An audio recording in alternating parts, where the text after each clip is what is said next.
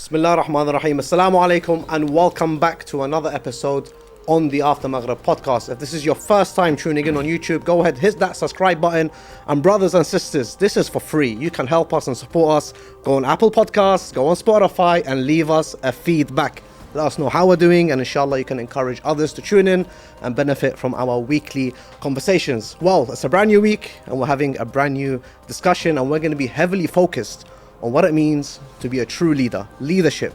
You know, maybe, Ahmed, you have examples of what makes a great leader. Maybe you have examples of how to lead a family. Maybe you have examples in your personal life of how leaders have had a direct impact in your life. Yeah. And I'm really looking forward to hear your contributions. And we are joined by an amazing guest who has years of experience in this field when it comes to mentoring. And before we introduce him on to the episode, I can't have this conversation without you, and I have to greet you. My brother from another mother, Ahmed Gokul. Assalamu alaikum.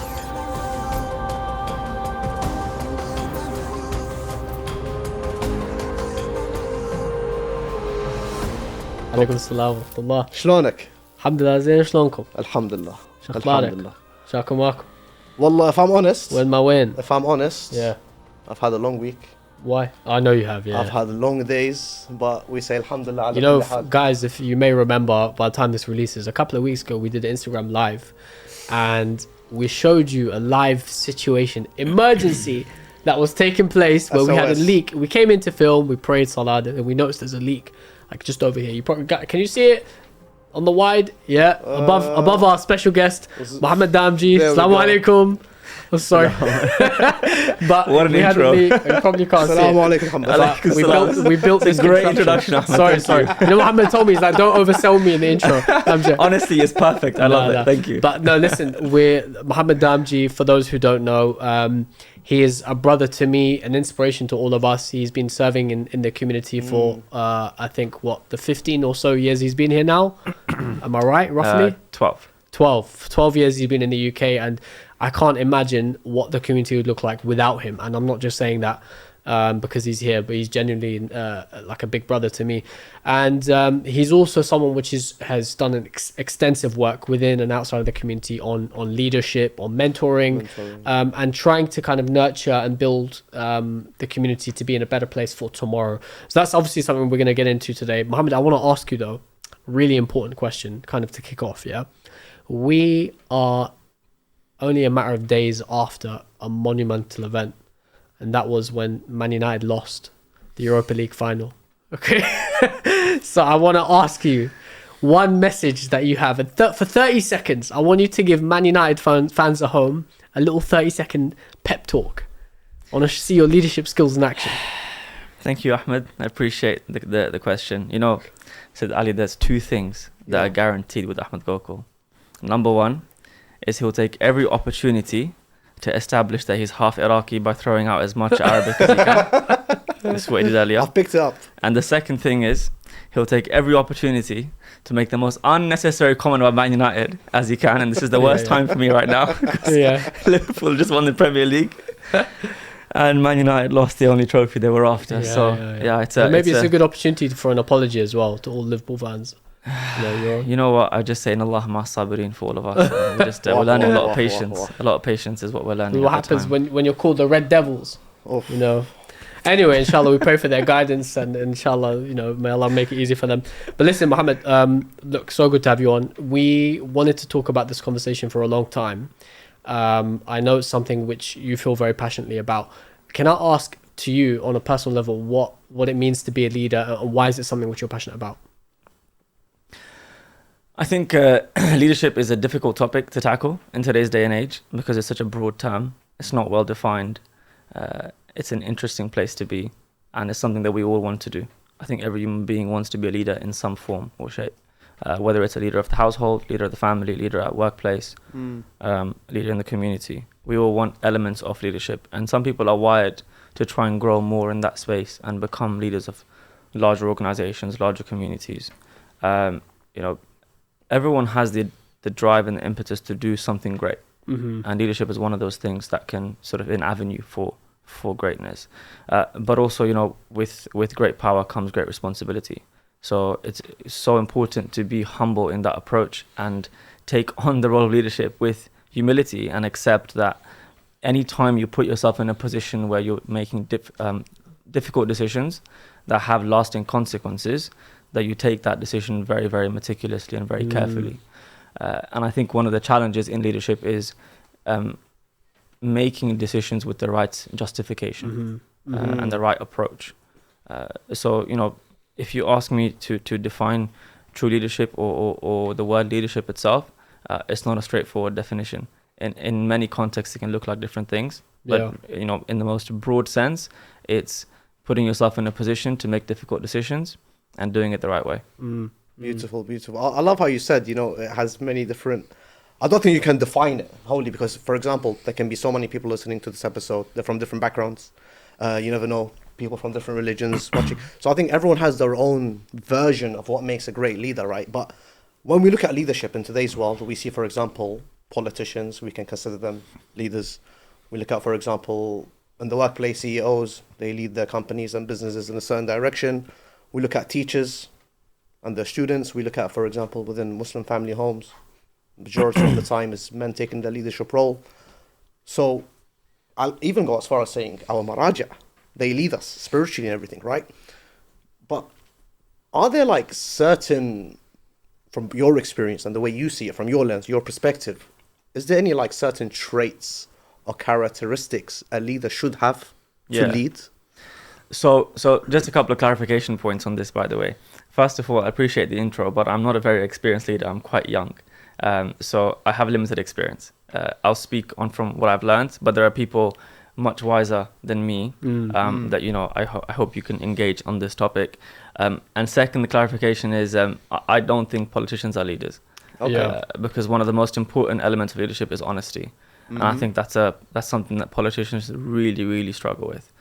Almost everything for them is an agenda-based campaign, is a marketing campaign, and I think they struggle to get that point across, you know, with honesty. And if you look at, you know, disillusionment today in the public space, if you look at British politics, for example, I don't think anyone trusts politicians. No.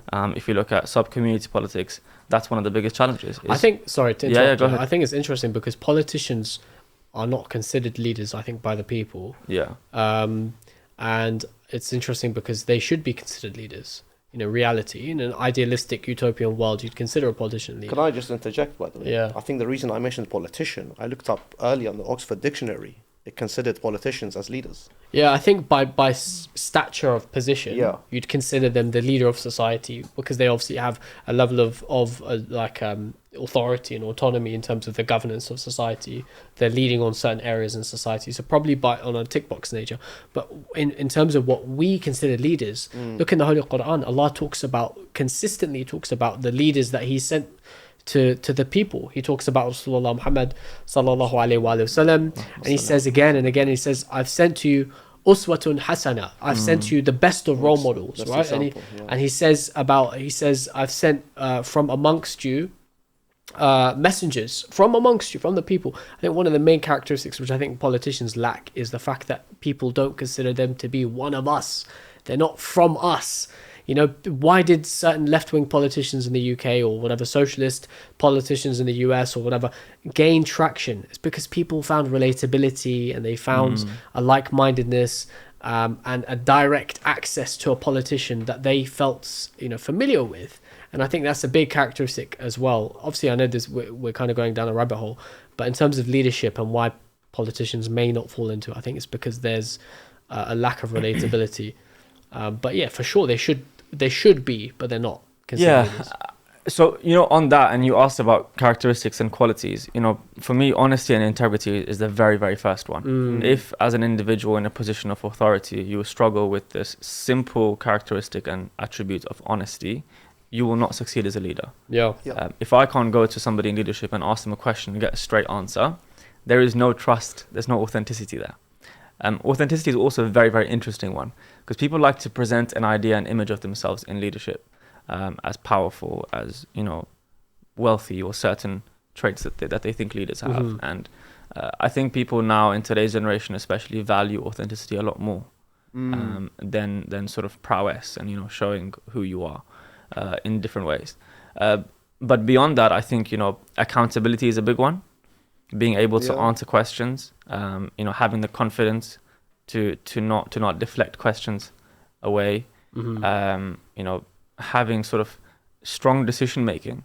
So being able to make decisions from a position of perspective, having justification for why I made a decision, not just opinion. I find that, I run my own business. Today, if I make a decision at the workplace, and if I go in and don't justify my decision, it could frustrate my team. They might disagree with it.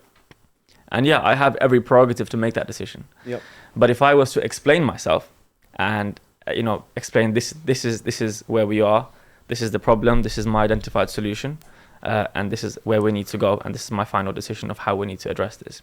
Further than that, if I was to consult with the team, take their opinions on board and say, you know what, okay, Ahmed and Said Ali, we've got this problem. How do we deal with it? You give me your thoughts, you give me yours. We come to a solution together. Then you're involved as part of that decision. Suddenly, you feel like this leader has given you a chance to be part of the solution. Right? So they're taking you on the journey together. So they're being inclusive of your ideas and your thoughts. Sometimes that's not always possible, right? Because in a large community, like for example Stanmore, you got 5,000 odd members. You can't take every opinion or position into account, so you have to make a final decision, and you can't please everyone. But I think consulting to a certain level, showing openness, is really, really important. Beyond that, also I think humility is extremely essential.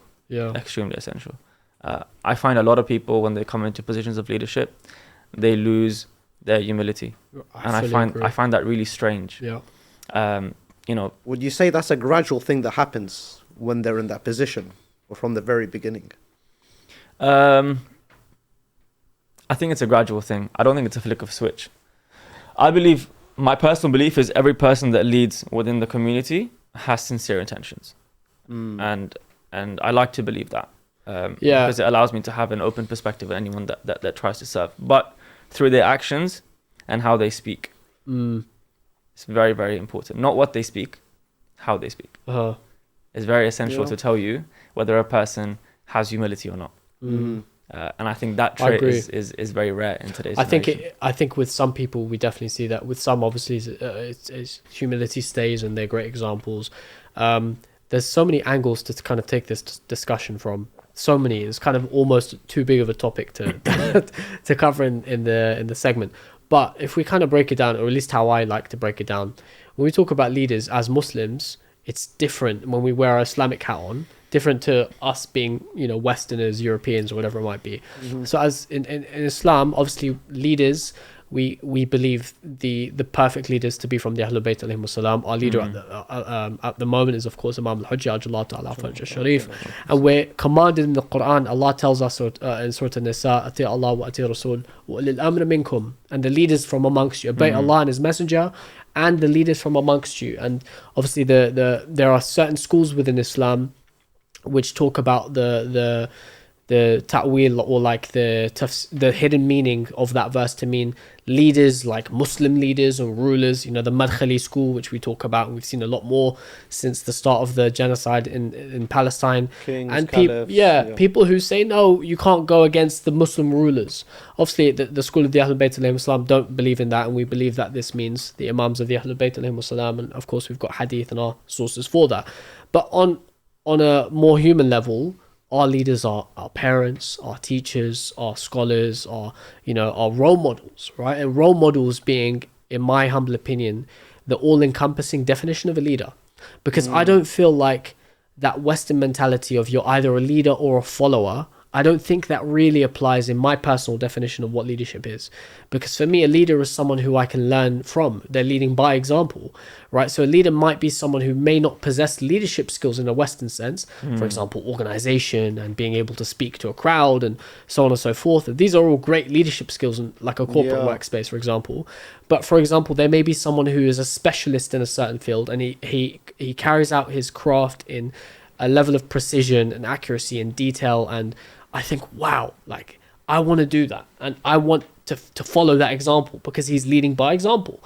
So for me, leadership comes back to that, being able to lead by example, and then that encompasses the morals that you have, the characteristics that you have, all of these traits that you possess as a human being, which is infectious, and other people want to transfer. They want those skills to be transferable to themselves, and they want to possess them themselves. And obviously we've seen that, and I mentioned Rasulullah Muhammad, and again and again and again we repeat him being the perfect prime example of a leader in all ages. You know, from his birth, he was seen as a disadvantaged individual. He was raised in the desert. His father passed away before he was born. His grandfather passed away in his young age. Of course, then he was, by some accounts, he was not able to read or write.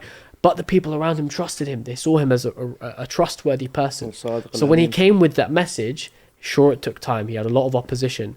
But eventually now he's considered by all accounts, Muslim and non-Muslim, to be the greatest, if not one of the greatest leaders in world history. Yeah. So this is a really interesting point, because Beautiful point. yeah, it's an amazing point, because what you're establishing here is a challenge that we have, especially in the Western world and with the advent of social media. Yeah. Which is the loudest person in the room is the most influential person in the room, right? So the person with the most followers on social media is the one we go to project our ideas and our thoughts. Because if that person can reach the most people, but if that person may not have established meaningful relationships with people, so people don't look up to them because of who they are, but they look up to them because of how many people follow them, for example, right? So that now starts a trend of weak leadership, because people are now revered who have no meaningful entity behind them. Yep. What you're talking about here is quiet confidence, which is, I know what I'm great at what I'm doing. Yeah. I don't need to shout about it. When people ask me, I'll talk about it, and I'll establish my authority there. Yeah. So you see that in the workplace a lot, where people will gravitate towards a certain individual who's very good at their job, and they'll say, can I learn from you? Yes. You will see that in the Islamic world, where people will gravitate towards certain ulama. That's true. And say, can I learn from you? Now, somebody might not have the oratory power of other speakers, but they might be very well revered. Why? Because when they do speak, everyone listens. Yeah. So they might not reach the masses, but the masses come to them. Because when they speak, reach the hearts. They reach the heart, right? Yeah. So it's about how much impact versus how much reach. And this is a conversation you're probably having on a social media level, is how much impact versus how much reach. Yeah. You can count the views, but how many people's lives are you actually The changing? substance Matters, yeah, right? absolutely. And quiet confidence only comes with self-awareness, which is, if I'm aware of what my strengths and weaknesses are, I can further my strengths and I can improve my weaknesses. And a lot of leaders struggle with self-awareness. Yeah. Because if you push yourself into this aura of confidence without being aware of what your weaknesses are, you can get exposed very quickly. 100%. Somebody asks you the right question at the wrong time, you can get exposed. So I think another trait also is self-awareness. But on the Islamic point, I think having adala as part of a leader is very, very important. Being just, being firm in your decision making, but being very, very fair. And part of that is also, if you've made a mistake as a leader, acknowledging that and making it clear that you've made a mistake and rectifying that mistake as quickly as you can. And that can be in any field. So you're saying In any field, your position as a teacher in the community, as a speaker, as a father, whatever it might be, but leading in any regard, right? Yeah, absolutely. I'm a father to 2 young children. I make mistakes all the time, and I'll tell my daughter, you know what, you were right, I'm sorry, I shouldn't have done that. Yeah. Or she'll try to convince me that she's allowed to have a certain sweet treat, and I'll try to convince her she's not, and then it turns out her mum and her had agreed that if she does this, she can have that, and then I have to say, oh, okay, sorry. My bad. My We bad. know that. We all know that feeling. Yeah. Can I ask, Said, maybe this is a question, okay, for you, because Said Ali has this catchphrase, yeah? When I ask him, I say, like, you're mashallah, you serve the community, you serve whatnot. He has this thing, he says, I serve the servants of the servants. The most kind of malai Said Ali thing to say. Okay. Do you think that, like, for us as especially as Shia, for us, a real leader is someone who commits to service, being a khadim? Do you see what I mean? I don't think you can lead without having service in the back of your head. If it's not the top priority, because as a leader, I don't think you work for yourself. You carry the burden of the community. you work with them, you serve them, and by serving them, you know you're serving Allah. Ultimately, yani, if we say we're Shia, you mentioned something very important, you know, as Muslims, who do we look up to? When we look at the way Rasulullah spent his time with the Ummah, the way Amir al-Mu'mineen gave his time to the Ummah, the way Imam al-Hasan, Imam al-Hussein spoke with the Ummah, right? It was all about serving them. It was less about the do's and don'ts. It was more about, you know, let me hear you, let me make you feel valued. Even if they didn't agree on something, there was a disagreement. It was with hikmah, it was with soft speech. So similar to the point you mentioned, it would penetrate the heart. They don't have to be the loudest of voices. They have so much enemies. Look at the world today. Yeah. And if we look up to them, we say we are their servants. We are the servants of Ahlul Bayt. We are the servants of the Anbiya. We are the servants of Allah subhanahu wa ta'ala. You cannot lead without khidmah. Do you know, sorry, just because I know you want to add something else, but you know, repeatedly when we on a day in and day out level, we consistently remind ourselves of this service. Yeah. You know, we mention Rasulullah Muhammad a few times, and we say consistently in our tashahhud, ashhadu anna Muhammadan abduhu rasul. And him being the abd first, and then the rasul is so I bear witness that he was the abd and then the rasul. And subhanallah, that hit me today. I was thinking about, it's like his primary role in his eyes is like, I'm the servant of Allah, the slave of Allah, before I'm his messenger. And the fact that we consistently mention this as a reminder to ourselves that we aim to follow in the footsteps of someone who himself he'd call himself a servant. That is beautiful, right? And I think the humility thing you mentioned keeps us in check. You know, the fact that we have that mindset, we don't believe that we are the highest power and authority in our field, in our circle, or in society, because we know that there's a level of hierarchy. And even, you know, by the way, even if we look at our own communities or communities, we go to different communities all around the world, not even local, it's not a community without service. Yeah. If you remove service, it collapses. Yani, everyone's not working absolutely for themselves. They're working for others. You can't be a leader if you're not a servant. You simply can't. You need to have served in a certain capacity within an organization to understand what its needs are, to then become a leader as part of that community, that entity, that establishment. So do you think, sorry, can I ask? You have to be on the front line. So can I ask you, sorry, because obviously we've grown up in a very similar environment in terms of our mindset on community work. I think we have the same sort of background, and we've done similar projects and same projects as well. Shall I run away? No, come on, bro. I'm saying, like, when I was younger, if someone said, who's the community leaders, I would have said mosque president, anyone who's basically, you know, the head of the madrasa, like, and people who are at the top of the chain of decision making. But on this definition of service, you'd say, for example, a leader, and you mentioned mastery of their craft, you know, someone who's perfected or whatever, works hard in quiet confidence, which I really like that point, and someone who is committed to service.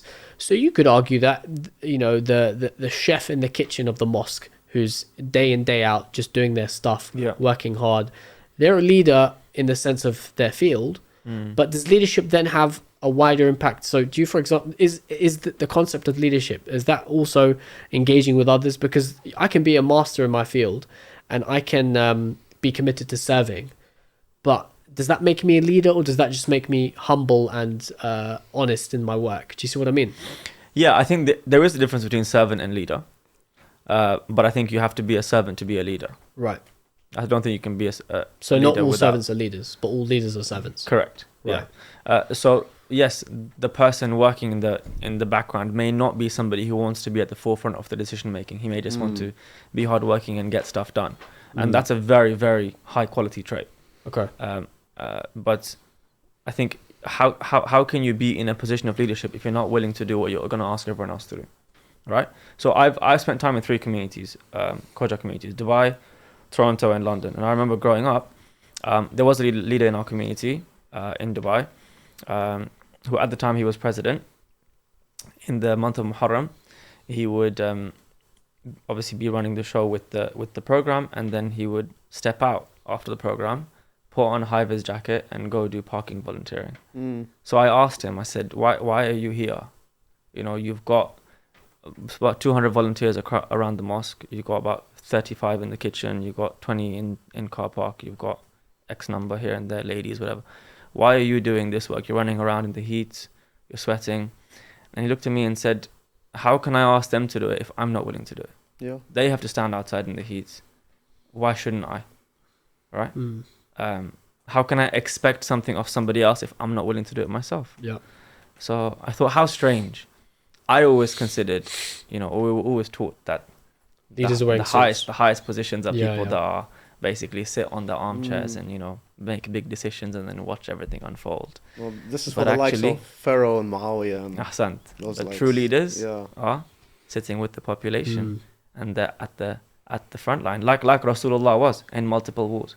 He could have sat in the back end and said, take the army and go and fight and come back, but he stepped forward, Yeah. and he was with his army on the front lines. And Yeah. how many battles did he get injured in? Did he risk his life in, even though he knew his status and his position in the ummah? But he had two things: faith in Allah subhanahu wa ta'ala, tawakkul, and an attitude of servitude. So I think that's an essential piece. Beautiful. Right? Beautiful. Yeah. All right. So, look, this is important because I think so far we've identified what makes a good leader, and what good leaders do as well. So Yeah. in the sense of servitude and being able to put their money where their mouth is. Yeah. If we're going to be real, talk is cheap, and doing it is what matters. When we talk about developing our communities, one of the main goals I think of the After Maghrib podcast is we try to unify the global Shia community, I think under the banner of La ilaha illallah Muhammad Rasulullah and Ali Wali Allah. Right, so I think that's very important to us. So we believe that the global Shia community, especially in the West, is doing great. I think we've progressed a lot in the last 10, 20 years. But I think there are areas in which, as a global Western Shia community, we can improve. And many of that is naturally unfolding. And I think there's a generational change because of culture and whatnot. So, for example, our parents may have been first gen, second gen immigrants to our current countries now. But many of us were born in the West now and are kind of taking part and inshallah becoming leaders of our communities. But I think it's interesting now for our generation and for the generations that are slightly older than us to be able to nurture and develop the leaders of tomorrow. Okay, being able to spot that talent, if there is a way. It's when we talk about football like we did earlier, it's some ways it's easier to spot a raw talent in football, and sometimes those raw talents turn into Mason Greenwoods. They maybe don't hit their potentials or whatever.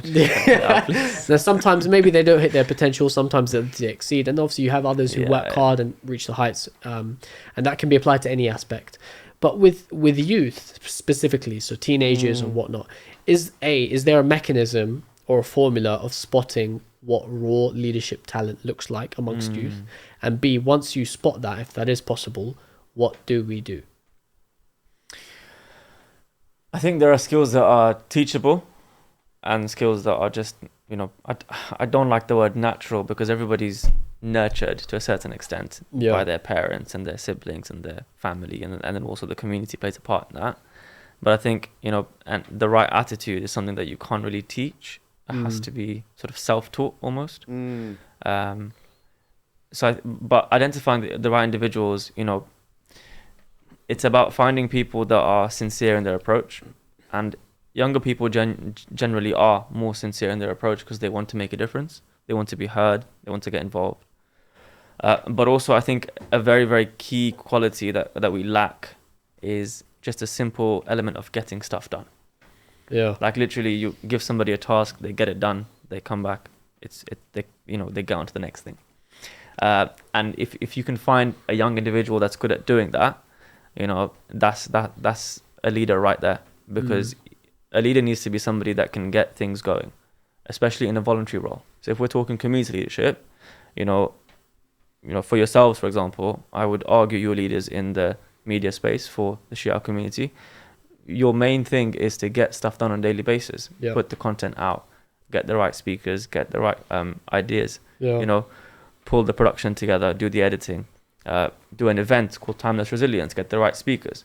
And then what you need to teach and nurture within those individuals is having the right approach, the right premise, the right akhlaq, the right values, the right principles. Those can all be taught alongst the journey of leadership. But the simple idea of getting things done is such an important attribute, because it pushes you forward. It allows you to get into the right circles, because people need that when they lack time. So when community leaders need support from younger individuals, they look for people who can get things done. bring them on board. Let's teach them. Let's make sure they're part of the fold as well. Yeah. But beyond that, I think, having the right understanding of why you want to be part of the community. Right. And that why is very, very important. The sincerity, the humility, the approach towards supporting the community, and not having a chip on your shoulder when it comes to being in service. Being open to feedback, being relatable to people. These are all very, very important attributes. Would you guys agree that Mujtaba is a leader? Yeah. Yeah. 100%. Right. Mujtaba is a quiet guy. He's the captain. Doesn't make too much noise. Turns up every time, gets his job done, never complains. Right. Now, some people might not view that as leadership because they'll think, oh, he doesn't get asked difficult questions. He does. I know he does because I've seen him get asked difficult questions, and mashallah, he always has the answer. And if he doesn't, he will tell you, I'll find the answer. That's true, Muj. Yeah? How to stop a studio from flooding. Yes. Saloni. How to stop a studio from Yeah. flooding. Absolutely. But yeah, no, I fully agree with that. Yeah. But Mujj is a great example of what young raw talent looks like, which is I'm going to go out there and I'm going to get things done. You know what's interesting? Sorry, because Yeah. Mujtaba is a good case study, and I'm not just saying this. Yeah. One thing he's done, and I've mentioned this to him so many times, there's a generation of youth in London right now who are all products or whatever of Mujtaba's mentoring in the AV tech space, okay? The media field. So he has actually actively taken under his wing over the last 10 years, at least 20 or 30 kids who are now in their late 20s or whatever, and taught them a whole field, a whole industry. Many have made careers out of it, started businesses, made incomes, you know what I mean, put food on the table thanks to that. And I think that's interesting because he spotted talent at 13, 14, 15, 16 years old. Said, why don't you come help us out, watch how we do things, get involved, slowly give tasks, watch their maturity, watch their skills develop until ultimately he feels they're ready to take on a greater level of responsibility and fill shoes in his space, for example. Do you see what I mean, Sid? I do 100%, and I agree. And inshallah, we ask Allah to continue to giving him tawfiq, and grant him continue his service and grant him a noble wife. Inshallah. By the way, on this premise, Mujtaba should be the next guest, yeah? 100%. 100%. In fact, he inspired the topic. Yeah. But on that, actually, I think it's also, I think humility is a very, very important Absolutely. point, because like having the right attitude to learn is so essential. So you're saying with kids spot humility, or what you mean as a leader being humble? Both. I think both. Right. Look, for young leaders today, if you want to be in positions of leadership, you have to be humble. Because everything that you get in this world is from Allah subhanahu wa ta'ala. There's no doubt about that. There's absolutely none. When we're younger, we're wired to think that everything I achieve comes from me. Yeah. We're wired to think that way because we put in the hard work and it comes out. The academic system teaches us that you put in your hard work, you do well in your exams, it's your achievement. It's all about and it's all about the self, ego as well. The ego, right? What I really love is in Surah Yusuf, Prophet Yusuf asks and requests control of the treasury. Yeah. So it's Surah Yusuf verse 55, I believe. Allah subhanahu wa ta'ala says, Bismillah ar-Rahman ar-Rahim, قَالَ اجْعَلْنِي عَلَى خَزَائِنِ الْأَرْضِ إِنِّي حَفِيظٌ عَلِيمٌ. So Nabi Yusuf tells him, place me in authority over the treasures of the land. Surely I'm a good keeper, Hafiz, and knowing well, Alim. So this is confidence, is that I know how to manage finances and I know what I'm doing and you can trust me, Inni Hafiz. Alright? Great. So Fir'aun gives it to him, steps forward. What does the next verse say? وَكَذَلِكَ مَكَّنَّا لِيُوسُفَ. And thus did we give to Yusuf power. Subhanallah. Allah subhanahu wa ta'ala shows the confidence of Nabi Yusuf, and in the very next verse he tells us actually we gave him the power. Right? Everything was just a vehicle for him. That scenario of famine was a platform. Nabi Yusuf being in that position to ask for the treasury was a platform. Everything was just a vehicle for Allah's wisdom. Right? If we can understand that quality, and yes, this can be taught, but finding leaders that have humility wired in them, that's somebody that's really, really special. Beautiful. No, I love that. You know, when I think of like, all these points you're discussing now, it's got me thinking of my teenage years. When I was, 13, 14, 15, 16. And I think looking back, and maybe Sayyid Mushta will agree with me, we grew up in the same community, in fact. I at times felt like there wasn't real leadership skills from the top, but I know that's down to, first of all, language barrier, the reasons we came to the UK and things like this. But I felt like there was more of initiative from I would say people who are just maybe 5, 6, 7 years older than me. So there was the age group between, for example, you know, what can I call them? What? I wouldn't say the Shabab. No, I'll say Shabab. I'll say Shabab, right? I know what you mean. The guy's a few years older than you. A few years older than us. They were the ones who were like, you know what? I see something. Let me take it on the But that group, Said, they did it. Do you think they did it out of the fact that there was nothing? They basically, like you said, they took initiative because there was nothing being provided. No, I would say they know the language. Yeah. They're living in the real world. They took that initiative and said, you know what, I'm going to do this. And when they succeeded at it, they were like, you know, let me bring others with me. Right? And I feel like that has had a direct impact on myself, on Sayyid Mushtaba, my circle of friends, of how we are today. Yeah. I would say a lot of it was down to them. Not just, for example, our parents or everything. No, the whole community led us in a certain direction. And now we see, for example, Mushtaba involved in the media world. Or we see, for example, Ahmed, you know, so many of my friends who are very involved in the community. But that was because of that. Someone taught them. Someone mentored them. Someone took their hands and guided them. Whether it was, you know, how to apply for a job, how to seek better education, how to even, I think they were giving people how to apply for grants for youth centers and things like this. This was something new.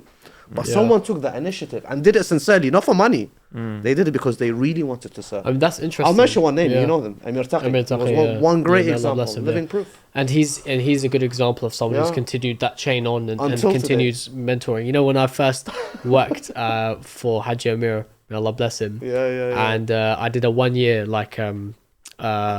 placement year during my university. I worked for Ahlul Bayt TV, and in my first week, I was maybe 18 or 19 at the time, and we had a guest come in to film, and I said something really embarrassing. Like, I'm not going to repeat it. What, on live? No. It was like the guest came, and we were chatting behind the scenes and whatnot, and I said something embarrassing. And Amir put his hand on my shoulder. He said to me, "This is not an internship. This is a mentorship. Because I'm going to turn you into a man." So I was like, all right, bro. And since then, obviously, it's been, 13, 14 years. He will say that to everyone, though. He'll say that to everyone, yeah. No, but he's a good example. Consistent. Yeah. He's a good example of someone who's mentored. The thing is, in that generation, a lot of them did it out of the lack of existing initiative. I'd say in our community, specifically for me, growing up in the London community, I was kind of, I wouldn't say, I was encouraged. I was encouraged to step forward and do things, in many cases against my will, but it helped. I mean, you know, we have this annual sleepover in Shahr Ramadan in our community. My name was put forward to lead it for a couple of years. I've attended a few. You attended a few, yeah. I had to organize it as 15, 16, 17-year-old. 1 year I was attending, the next year I was planning the whole thing, managing the finance, the volunteers, the activities, the guest speakers, all of that stuff. And then you obviously go into the university system. Here you have Ahlul Bayt societies. In the US you have ABSOs, the same sort of thing. And that was a huge platform for us as well. Becoming a president, being in committees, you know, managing all of the events and whatnot. These teach you skills. One thing I remember, which I definitely failed on, looking back on it, which inshallah I don't have that issue now, was the fact that I did not feel like everything came from Allah subhanahu wa ta'ala. So when we in ABSOC, for example, we started a campaign, or we won event of the year or society of the year or whatever it might be, I would always think, I was the president when we did that. You know, I completely agree with you, because I was in the same position as yourself. I was vice president of Brunel ABSOC, and it's very difficult because we're the first generation that grew up with social media metric numbers. Yes. So for us, views were everything, attendance was everything, followers, likes, retweets, reposts on Instagram. So we were like, you know, we didn't understand what real success was. I fully agree. What changed the mindset? Can I ask, since you both have the similar? I think when you go through different struggles, you realize that all your successes and victories came from Allah subhanahu wa ta'ala. It's maturity. Yeah, it's maturity. It's maturity, yeah. And I think there's other things as well which come with it. So I think the struggles thing is a big one, because you see the highs and the lows in life, and then that teaches you, you know, that you can fall at any moment. And obviously Allah can allow you to rise at any moment as well. I think becoming a father's been a big change for me on a personal level. And it doesn't really translate directly, but you see things from a much realer level and a realer perspective. And you see things, I think, you always think of it changes all aspects of life. Bro, like you'd agree, I'm sure. But you're trying to be the best person, the best version of yourself, to influence the younger generation, your children, and there's a fine line, I think, and this applies to parenthood, and I think also just to those who are, in the mosque and you look kids look up to, but you need to nurture guidance and also at the same time allow autonomy and agency for youth, right? So you allow them to express themselves, you allow them to have their interests and whatnot, but you nurture them, their guidance, you don't shut them down. And obviously, this is an area which you work on very closely. Muhammad and I taught together for 2 or 3 years. We taught the 14, 15-year-olds in our community. And we did, I think, 2 or 3 years together, right? Yeah. And in total, we probably taught about 80 kids together, give or take, I think. So me and Ahmed used to teach back-to-back lessons. Yeah. So we both found it challenging. So I thought, this is the mentoring, yeah? No, this was teaching classes, separate. At madrasa. So we used to teach back-to-back lessons in year 9. So I thought, Ahmed, why don't we merge the 2 lessons and we teach both together for an hour and a half? It was sick, yeah. Which was a really good experience. We had very different approaches sometimes. I would try to befriend them, and Ahmed they were so scared of Ahmed Golko. Ahmed Uncle, they were like, don't mess around. Can't mess around Ahmed Uncle. I was 21 and they're 16 and they call me Uncle. Yeah. But it worked well, the approach, and I think... So one thing I used to do was I'd go in, because we have some of them who listen. So shout out. And they were great kids, because once you delved a bit deeper, you saw the realities of their individual, of their personalities, which was they just wanted to seek knowledge. They wanted to understand better, but they didn't know how to get the question out without not sounding cool. You're right. Articulation, expression, and also, like you said, there are times. You know what I found, which was amazing, was talking to teenagers. Like I wish I could change this. Inshallah, at some point, if I have the opportunity to teach again, I wouldn't want to talk to teenagers like kids, but I'd rather talk to them like equals, in the sense of the tone, or at least the position in my mind where I'm speaking to them from. Yeah. Because they're a lot smarter than you give them credit for. Especially now. Yeah. It's crazy. They have access to everything. They have access to everything. My 3-year-old, is so smart. So by the time they're 16, they've seen everything. Do you know what I mean? And they understand issues in some cases better than we do. 14, 15, 16 years old. There's a reason why Allah's allowed children to become baligh at that sort of age, at the latest. Because those are the ages where they, start developing maturity as a male and a female. So I think that's a big one for sure. You know what's strange? To date, I still have students that come up to me in mosque or in football, and they'll be like, some of those madrasa years were like our best years. And we remember you having you as our teacher. I was playing football with one of them a few weeks ago, and I didn't play well. So after the game, I was like, sorry guys, I didn't play well today. He was like, nah, uncle, don't worry. The value you gave us in madrasa was way more than your football performance value today. On the pitch. So I was like, I'm not sure if he insulted me or if he praised me, but I'll take both. But they still value that input 5 years down the line. And bro, these are the years that shape them, by the way. Oh, bro, 100%, they're very, very formative. And what I realized, Ahmed, is beyond just the classroom, our role modeling outside of the classroom, the way you carry was yourself, very essential. So how you speak, how you treat others, how you behave, just how you dress. Like they watch everything, because they see you as a role model. They see you as somebody they want to become like, and it's so important then when you realize that you hold that responsibility. So when you ask about nurturing young people and giving them agency, you give them agency, but you role model the better behavior. Rasulullah taught through akhlaq. People viewed him as a trustworthy person. He didn't just say, I am trustworthy. He displayed that attribute. So it's almost upon us as leaders, as teachers, as mentors, as parents, to guide by action rather than just by words. I fully agree. Yeah. Right. And also I think to add something especially to this age group, and because we get a lot of people who ask about teenagers who are going off track or difficult, and we have to accept the fact that youth now are different. Amir al-Mu'mineen alayhi salam has a hadith, and I'm paraphrasing, along the lines of, do not raise your children the way you've been raised, because they've been born in a different time to you, a different era to you.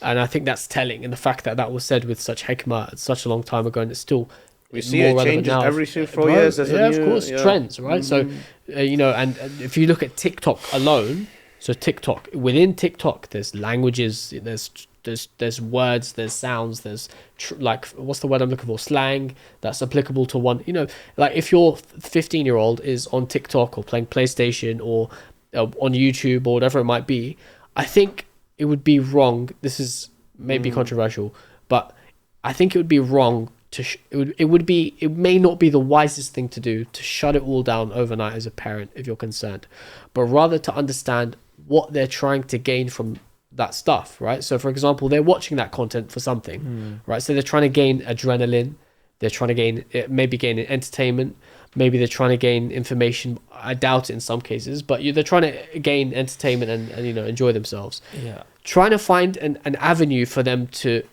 gain and release that energy somewhere else in a halal way is so important.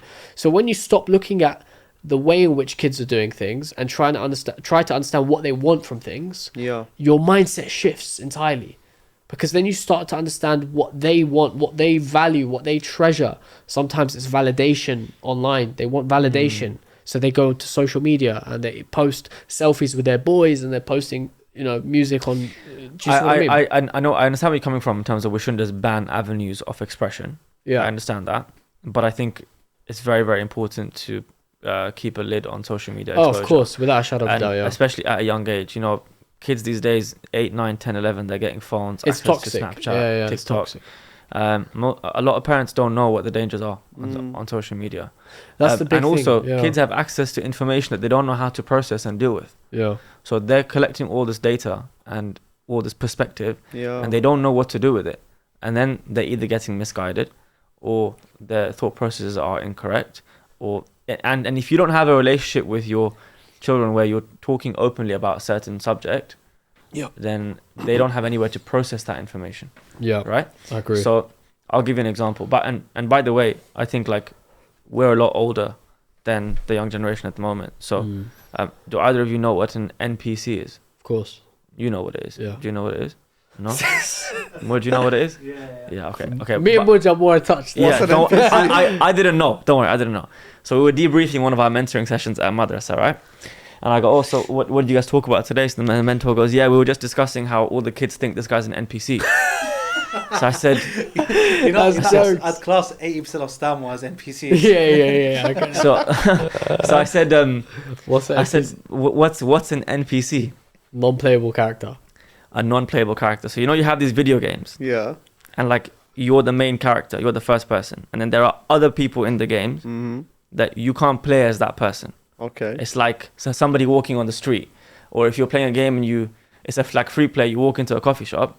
So like the guy serving you coffee, a simulated character. The guy serving you coffee, or the other end, or somebody else is a non-playable character. You can't play as that person, so that person's an NPC. Okay.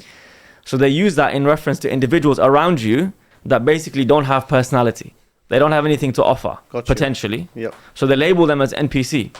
Now imagine the confidence to go out there and tell somebody to their face, bro, you're an NPC. Allah. Yeah? Allah. Like, how heartbroken must that guy be? I mean nothing to anyone in this world. Now, if I tell you, you're an NPC, you're going to go home, tell your partner and your kids, but you guys think I'm an NPC? They'll say, no, you're the main character in our life. You're fine. Huh?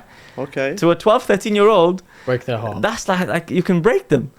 So I was baffled. I was like, how is this a reality in today's generation? Like, how are they so confident that they just go around labeling kids as NPCs?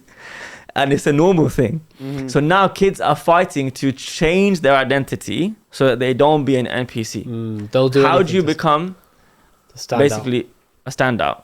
Is you start expressing. And what do you express? That which is popular. And sometimes what's popular isn't always what's right or what's best. So you see the trend. It's a slippery slope. Bro, sometimes I'm at home doing too much work, and then my little brother, who's like 8 years old, comes to me. He's like, go touch grass. I need to keep up with these. Do you know what that means? The No fact that idea. you touch grass. No idea. I think that's a I think going into touch sujood. grass. Sayed's very noble and clean, man. Let's keep him that way, Ahmed. Let's keep him that way. yeah. Bro, I said to him, before you came, we were doing Would You Rathers, yeah? Yeah. So I said to him, I was like, I said to him, would you rather live in darkness or light? Yeah. He said, I'd rather live in darkness because Allah is the light. Allah. I said to him, would 100 guys beat a gorilla in a fight? Yeah. He said, yeah. I said, who would the 100 guys be? He said, Basim Karbalai, number one. I was like, you know what? Sayyid Ali is an NPC. If there's an example of an NPC, a Shia NPC, this guy. Allah bless him. Yeah. Inshallah, in a positive way. But yeah, no, definitely. I look, that's the big one, and obviously, there will come a point where we stop. I think I know most, if not all, of the terms and the labels, but that's because we sometimes share a space with teenagers. Yeah, but that's just a generational thing. But my point was the identity crisis for this generation, which is now I have to become somebody to be relevant. You don't have to. You can be yourself. If you're not relevant, it's not a bad thing. Yeah. You know, you gotta be authentic. Yeah, you gotta be authentic. Just be who you are. And sometimes to understand that you may not look the version of yourself at 14, 15 is not the finished product. Exactly. And we'll never reach a finished product, but obviously there'll come a point where you feel like you've reached your peak of development mentally and physically and whatnot. At that point, you can look at yourself and say, right, where am I going? Where am I specializing and whatnot? But at 14, 15, we can't be hard on ourselves, especially our kids in that sort of age. And also nurturing, guiding, supporting, appreciating that children are fragile. And I say children, I mean youth, are fragile in those ages in the sense of emotionally as well. And you might have, I remember at 14, 15, I thought I was the hardest guy in the world. Right? Still do, bro. Yeah, I still do sometimes. I'm not gonna. But you in reality, you're growing out of being a boy and you're trying to discover what it means to be a man. And for men, it's obviously, for sisters, it's a different conversation, and we can't really speak on that. But at least for men, for boys, it's a scary world when you're growing up. It is. So you try and be someone that you may not actually be. Indeed, and when I think, I'm gonna go back a lot. I'm 32, so I'm gonna go all the way till 14, 15, 16, around those ages, And I think now, and I'm like, I wish we had certain things that were available to us in the community. For example, alhamdulillah, you guys in your communities are blessed with, for example, having mentors or having ample classes of madrasa intake of students, for example. Like, these are things that you are blessed with that in our time, in my age, in my communities, we weren't really blessed with that, right? But it wasn't just the spirituality that we required. We didn't have anyone, for example, to guide us if we were suffering from grief. We didn't have anyone to guide us if, how do we excel in our studies? Like, there wasn't really much of that going on. I don't know if that falls into mentoring, but something I'd like to see our communities have is counseling. Yeah. I'm shocked that we are in 2025, and just over in the last few days and the last few weeks, how many members who have passed in the community. Every day we open up WhatsApp, inna lillahi wa inna ilayhi raji'un. Yeah. Where do we turn to? Because it's a critical age for teenagers. When they lose someone they love so much, and someone that means to them so much, be a family member, an uncle, a far relative, even a community member, a friend, a best friend maybe, right? Where do they turn to? I'm being real. If I come to the majority of Muslim communities today, there is no services provided by any center when it comes to, for example, bereavement. Okay. If someone, I was hearing on the news the other day, someone got stabbed and tragically this person was killed, he was murdered. The police surfaced, they offered the family a special liaison officer. They offered them a bereavement team. And I was thinking, why doesn't our community have that? In my days, there were stabbings happening, people were dying. I had people dying in my school. The school I went to, we had friends who were stabbed, unfortunately, and they're no longer walking on this earth. People didn't know how to process things. It's not just spirituality. It's not just finances, education. How do we become men? How do we lead families? How do we choose the right spouse? How do we go through grief? The example I gave. When I was 15, Ahmed knows a bit about my story. When I lost my father, I didn't know where to turn. I genuinely didn't know where to turn. Yes, I had Allah Azza wa Jal. I had the Ahl al-Bayt. And if it wasn't for God and the Ahl al-Bayt, I would have lost the plot. I'm being very serious, because when you lose someone that's so dear to you and you look up to, and they've raised you and everything, once they're gone, there's a void, and that impacts you. and that grief goes on for so long that I didn't know where to turn to. I went to my English Western school. I'm like, I've got a problem.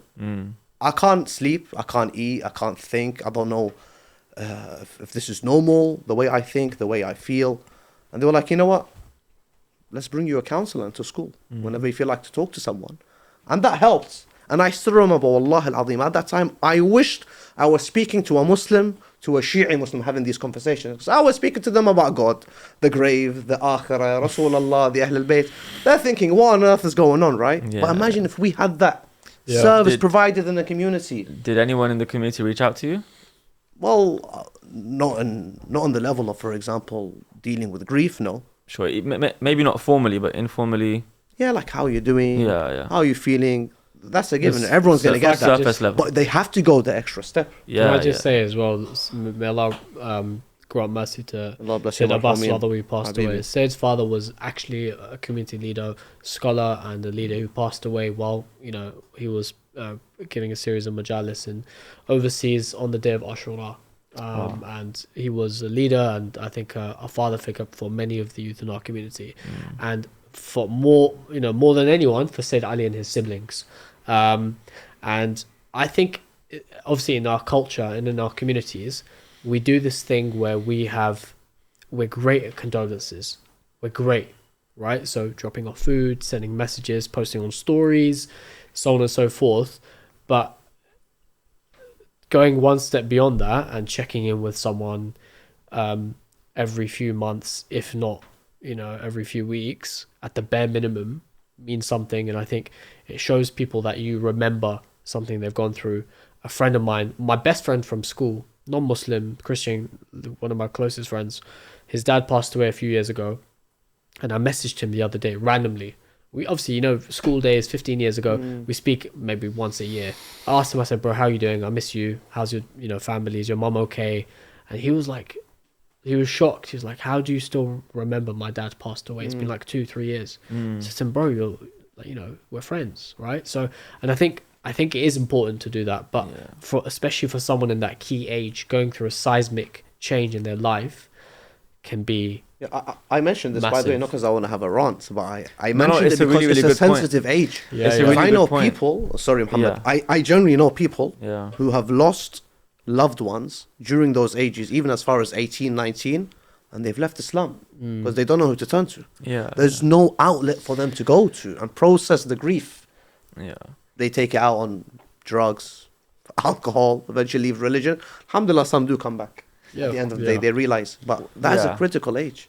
There's a few points here. The first one, and this is I think one of the most essential points, is there's a struggle in community leadership where we don't actually understand what the community's needs are. So we like to do things that look good rather than things that necessarily that are necessary. Sorry, we like to do things that look good rather than the things that are necessary. So we like to buy big buildings for millions of pounds and establish big centres without understanding whether we have certain needs that we need to put that money towards, right? Certain communities may not have a madrasa, certain may not have a well-being service, certain communities may not even have a centre for programs. Shia communities especially, we love to do programs. A lot of money is spent on majalis. A lot of money. And it's a very blessed thing. It's a very good thing. But I think there has to be a conversation about, can that money be spent in other ways? Or can we scale down the spending on majalis in any certain way? And can we allocate some of those funds towards services? Right. Youth services, education services, support services. Sports, for example, brings people together. People who may not engage with majalis, brings them to the forefront and gives them a chance to be part of the community. Allows them to make friends with people from within the community and then be pulled back into the community. And I think that is a very difficult conversation to have because we are very emotionally attached to our majalis and our programs. And I'm not absolutely, by no means am I saying that lacks importance. I think it's very, very important because majalis keeps us grounded. The Azza of Abu Abdullah Hussein is a very blessed thing and it drives us forward every single time we shed even a single tear or even just show sorrow for Imam Hussein, I know it pushes us further. Yeah. But pushes us further to what? To establish support for our communities and our networks. Mm-hmm. So an individual like yourself at the age of 15, to have to go through that by yourself is a very, very difficult thing. Yes, there should be established elements of the community that come to your support and aid at that level. But also a separate conversation is Western values of community don't exist. Yeah. In the West, it's all about me, me, me. It's very self-centered. It's look after yourself. Even look at the social media motivation stuff that comes out now. Look after yourself. Don't worry Self-care. about people. Yeah. Self-care. Be, Morning be routines. yourself. Just invest in yourself. You have an option to give charity or to pay for this £10,000 course. Invest in yourself. That kind, like, what happened to just reaching out to people and talking to them, just supporting them, just saying how are you doing? There isn't an element of can I offer you some support? In my parents' generation, when somebody passed away, you'd very quickly send food the next day because you don't want them to have to go through the hassle of cooking, so you would send food. I don't know many people in our generation that do that. Yeah, it's led by our elders for sure. And I don't know if that's going to carry on, and I'm really worried about that because those are the little elements of community networking and community support that really go a long way. Really go a long way. There was a clip, a famous clip that goes around on social media. I think it's by Simon Sinek, and he says he had a friend that went through somebody passed away in the family, and he said to them, "I'm going to call you every single day at 9:45 a.m. and you don't have to answer, but I'm going to call you anyway. And the day that you feel like talking, you pick up the phone." And he said for the first week, he didn't answer the phone. And for the first day of the second week, he thought, he's calling for the 8th time. Let me just say hello. And they spoke every single day for half an hour for the next 3 weeks. So you don't know if somebody needs to talk unless you reach out. Yep. Right? And it's our job as people to think about others before we think of ourselves, because that's what selflessness is. We are put on this world to be in service of others. So when it comes down to leadership, we think, leaders are only the ones at the top of the food chain. No, we are all leaders in our own right. If Ahmed's going through something, I should take the opportunity to call him and check in. How are you doing? What can I support with? If you're going through something, Ahmed should call you. How can I help? How can I support? Somebody else should be available. But it's about us taking the first step and being leaders in our own right, without an organization, without an establishment, just being leaders in our friend circles. Attached. No strings attached. Fi sabilillah. Right? Not expecting anything in return. Yeah. That value doesn't exist in Western society, and we have to cultivate that within our communities. And that no expectation of anything in return, I think, fully encompasses all of the things you've mentioned. So the humility of the leader, the servitude of the leader, and being able to just do something for someone in need, either out of goodwill or for the sake of being able to develop and nurture a generation to come, the generation that's going to be leading us tomorrow, the generation that's going to be burying us in our graves, and the people we're trusting with the religion of Allah on earth. Like, that's a big thing when we're talking about the Muslim community at large as well. It's definitely a big thing. A last question from me. Is obviously you mentioned social media. I think social media in the Shia space is for many people like Marmite. So you have those who are more active on social media. I mean, organizations, brands, like including After Maghrib, scholars who some may say are performative, who are controversial with their takes, who understand the algorithm. They talk about contentious topics, reels, clickbait stuff, so on and so forth. All right. Then there are others who are either not active on social media, don't have a presence, or who are posting just humble, honest work. I think that there are two types of people. You get those who are disillusioned with the performative nature of people, and you get those who are drawn by it. Right. What do you think? What role do you think Shia leadership has in that sort of space? Is there a model which you think should be followed by leaders in the Shia space? So imagine we've got scholars listening right now, for example, and we've got leaders of Jamaats, and we've got leaders of educational institutions, whatever, so on and so forth. What message do you have for them when it comes to, for example, their online involvement, Is there something which they should do or shouldn't do, and how does that work? And advice for us as well, because we fall into that bracket.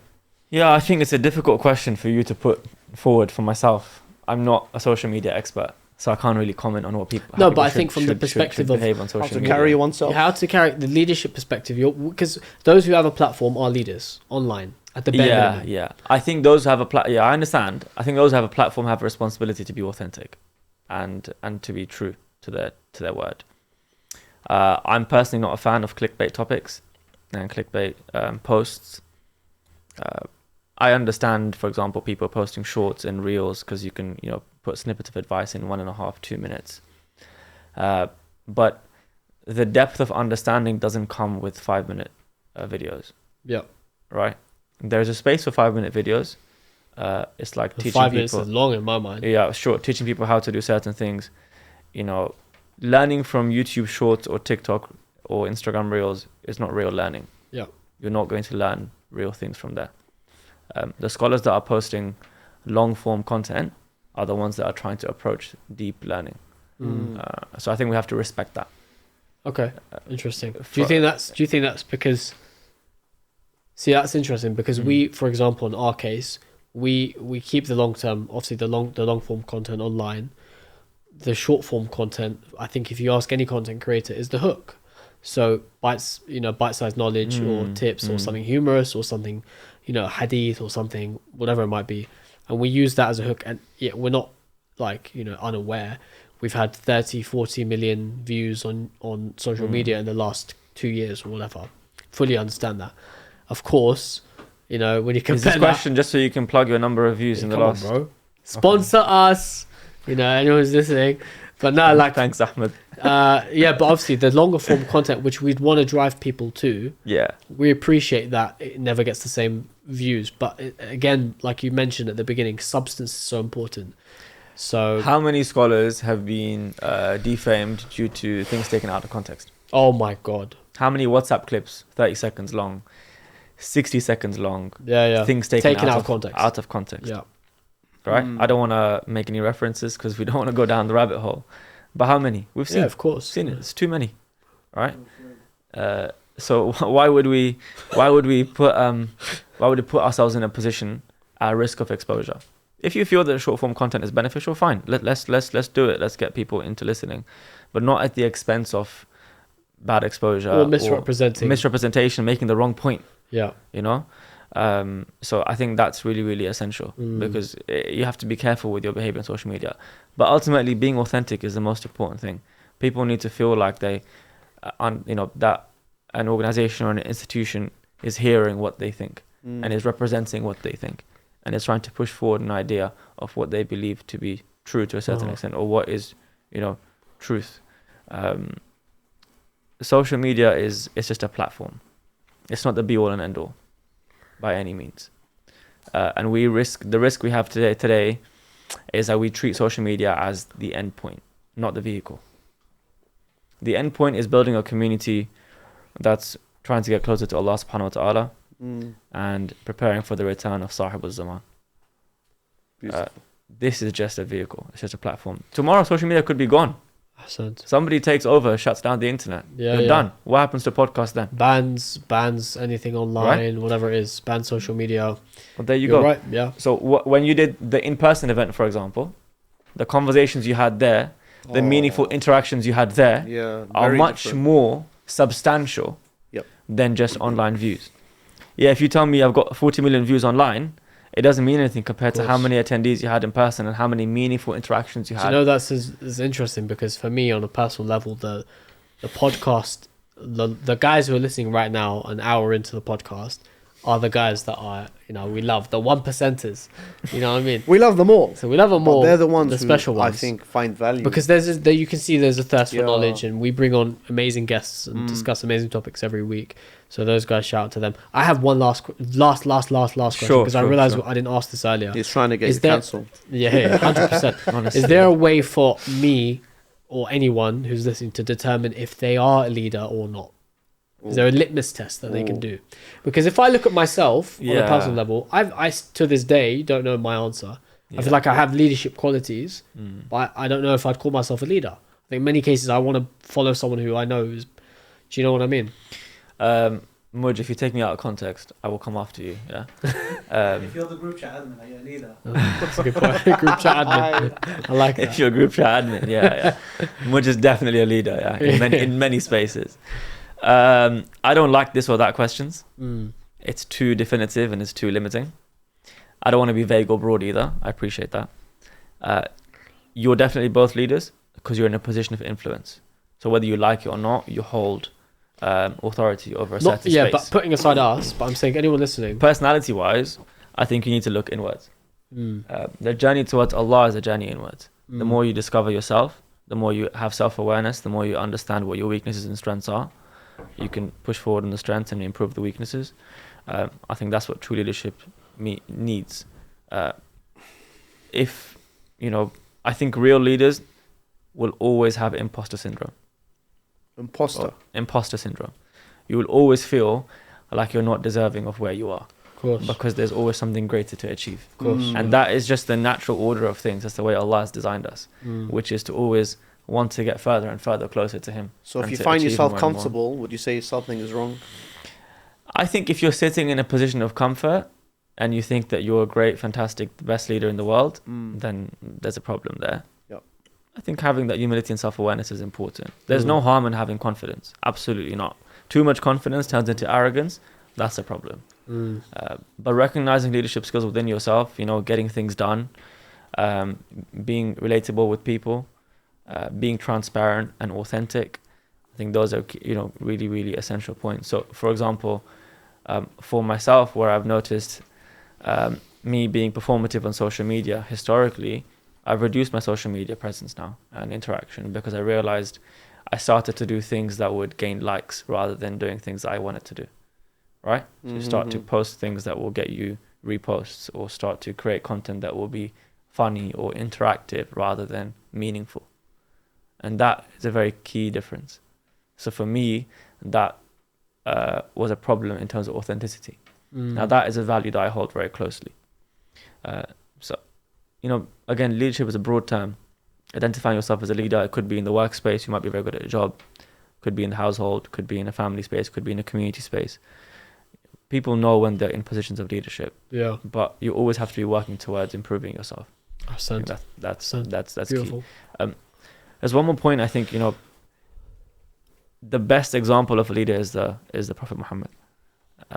And even Amir al-Mu'mineen followed his principles of leadership. If you look at the advice that Amir al-Mu'mineen gives Malik al-Ashtar in the letter in Nahr al-Balagha, it's very similar to the way the Prophet led his community. Number one, he led through action. He never sacrificed unity within the community. There's a really good series on YouTube by Sayyid Ali Imran on the seerah of the Prophet, and he talks about managing community tensions and how Rasulullah managed those elements.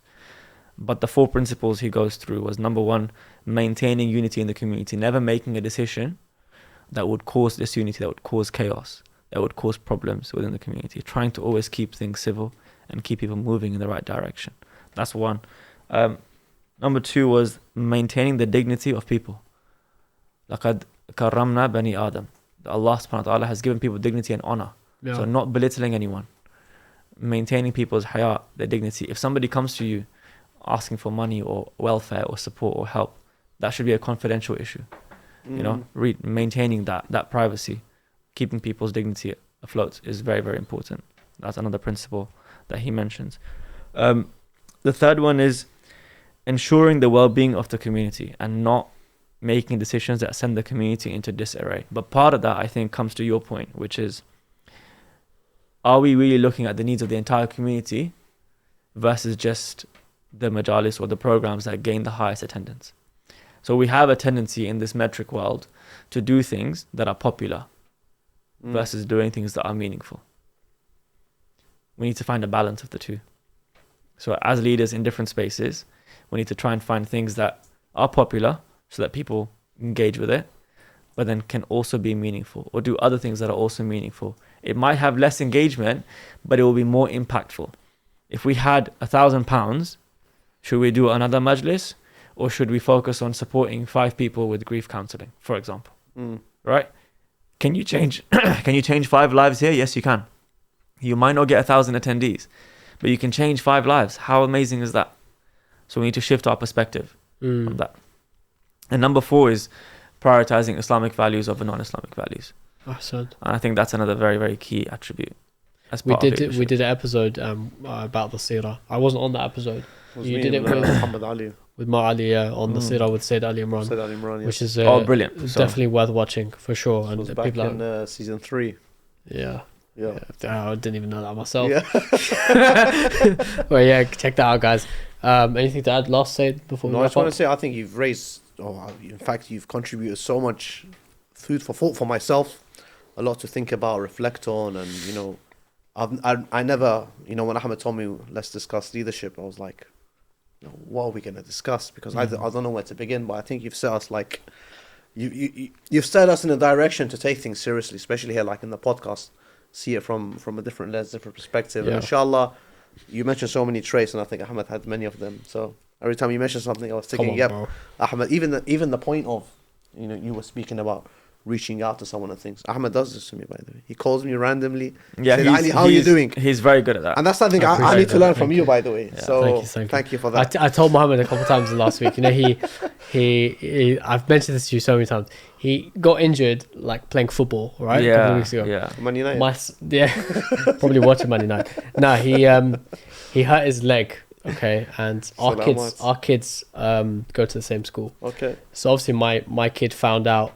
He says, "Is Muhammad Damji okay?" Like, he's asked me on a day-to-day basis for the last 2 weeks. He's like, Muhammad Damji, did he go to the doctor? Did he get a bandage on his knee? Is he feeling all right? Like, he's genuinely worried for his well-being, and I'm like, bro, relax. So he's learning that from you. Yeah, bro. Yeah. Nah, alhamdulillah. You know, Muhammad, as I've said before, is like a brother to me, and I think for a lot of us as friends of him, we've learned a lot from him, and I wouldn't be surprised to see where he takes, you know, I need to be careful how I word this. He's going to continue serving through leadership, inshallah, in the coming years. And I'm really excited to see where that journey takes him. And I think we'll all, inshallah, benefit from that, inshallah. Thank you. I'm not deserving of any of this credit. You know, anything we get is a blessing from Allah subhanahu wa ta'ala. So if he gives us more opportunities to serve, then we will put our efforts together, inshallah. But, and thank you for having me. No, thank you. And a last thing is thank you to all of those who have led us thus far, our parents, our teachers, our family, those who have served in the community, those who don't usually get the credit. I know we hear this a lot, but they are the foundations, the rocks of where we are as a generation, and we owe a lot to you if you're listening. So thank you so much. Yeah, those who gave us the platform to succeed. Absolutely. Who trained us, who mentored us, who taught us how to speak, how to carry ourselves, you know, key elements that it's not written in a book, it's shown in practice. And you know, may Allah give us the wisdom to replicate that. All right, guys, thank you very much. If you're still here, and make sure you subscribe and smash the like button. We're going to be back, inshallah, next week. I'm looking forward to it. I don't even know what the conversation is next week, but I know it's going to be good, inshallah. So we'll see you then, guys. Take care. Assalamu alaikum. Rahmatullahi wa barakatuh.